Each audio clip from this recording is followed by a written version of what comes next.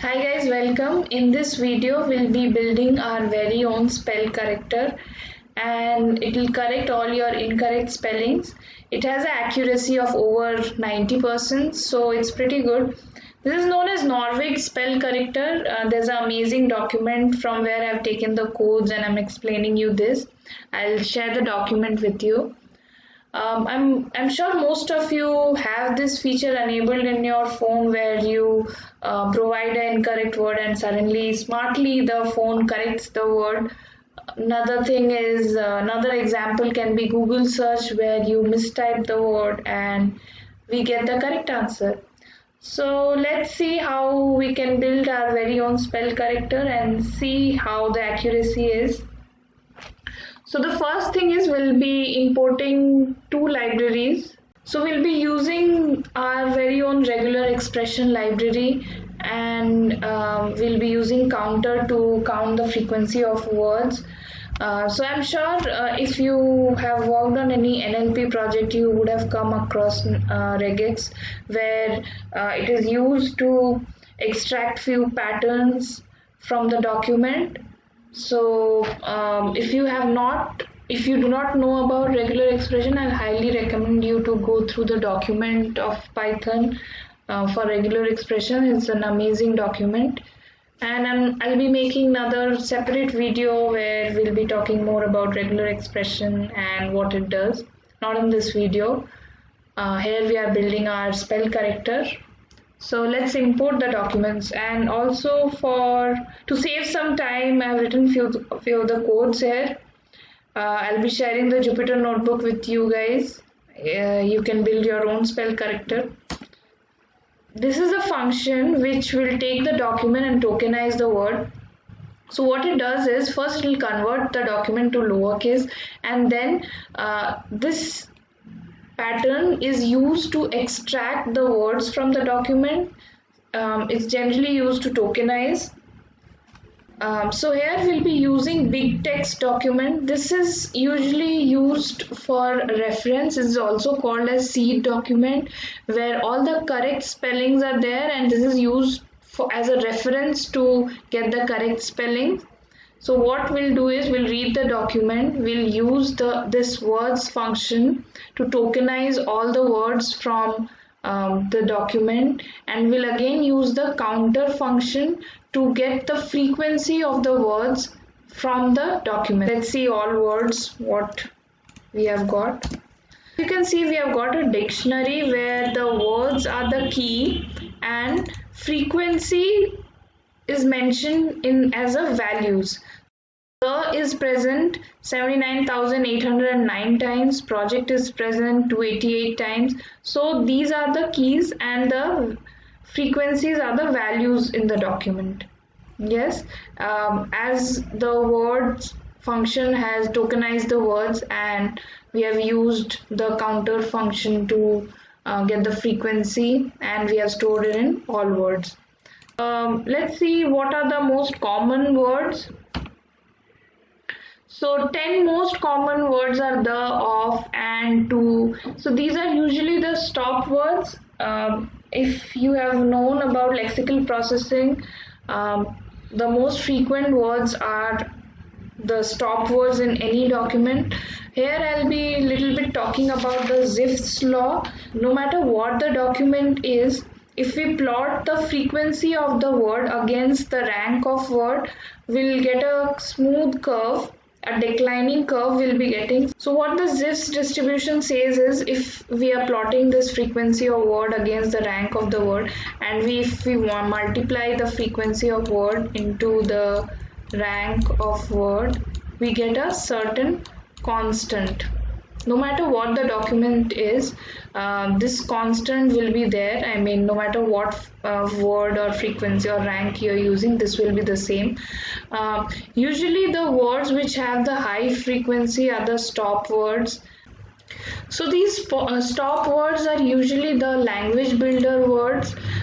These are not relevant to what the document says, but then again these are again important. Usually in lexical processing we throw away these words, and then in syntactic processing and semantic processing to build the sentences we again get back these words. We'll talk about these in some other video again. This video is about spell corrector, so let's focus on that. Let's check for some random word and see what is the frequency of money. Okay, sorry.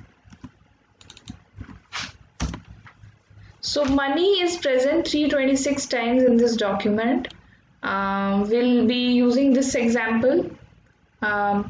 Second function is about the edit one function, where this edit one function takes the word and creates word that is one edit away. The function returns all possible words that are one edit away, one delete away, one insert away. It replaces, transposes. This is based on Levenstein edit distance. I'm sure if you guys have studied lexical processing, you know about this Levenstein edit distance method. Again, we'll use edits 2. The function returns all possible words that are 2 edits away. Here we are using recursion so that we don't repeat this function again.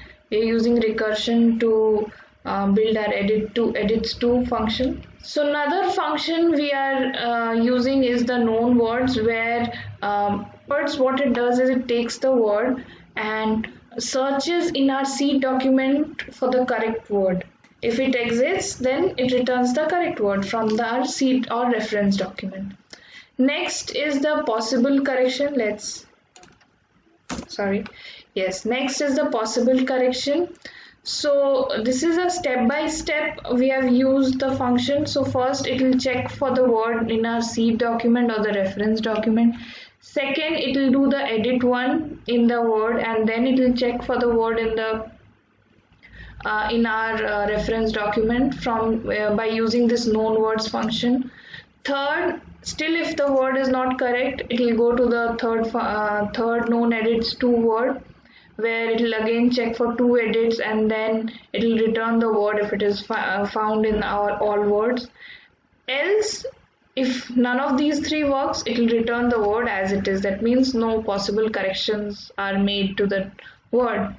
Now we'll be using a probability function, where the probability function takes the word and checks the frequency of word in the reference document and finds the probability of in the reference document, and it will divide by the total number of tokens, and then we'll obviously get the probability. And last function we'll be using for the spell check. So if the correct word we get from all the possible corrections. So let's check if our functions are working properly. So let's check all the function which we have written if it actually works. We'll simply put an incorrect word and see if it works. Yes, it works. So it has returned all the words which are one edit distance away from the words money.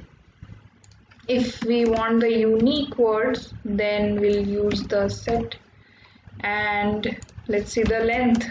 What is the length? So it has returned 336 words which are one edits away. Let's check the known function, what it returns if we use this word. So the known function has checked the reference document and it has returned money and monkey. The possible corrections for the incorrectly specified money, which is MONNEY, we have got it as money and monkey. Check the probability of both the words, which is higher. We'll use our probability function. So we'll use the print, then probability, and it will be money. We'll print the probability of monkey. The probability of money here is higher than monkey, it's clear. Let's use this spell check function to check if we are getting the correct word or not.